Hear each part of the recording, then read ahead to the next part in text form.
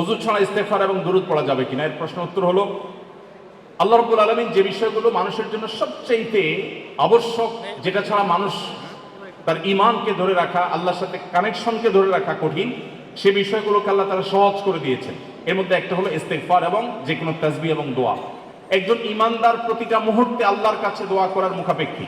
নবীজি সাল্লাল্লাহু আলাইহি সাল্লাম বলেছেন, কোন ব্যক্তি তার জুতার ফিতা যদি ছিঁড়ে যায়, খুব ছোট একটা বিষয়, মাইনর একটি বিষয়, যেটি সে চাইলেই খুব সহজেই সমাধান করতে পারে, এই মুহূর্তেও সে যেন আল্লাহর কাছে দোয়া করে, আল্লাহ এটা একটা বিপদ হতে পারে ছোট, আপনি আমার বিপদ থেকে রক্ষা করুন।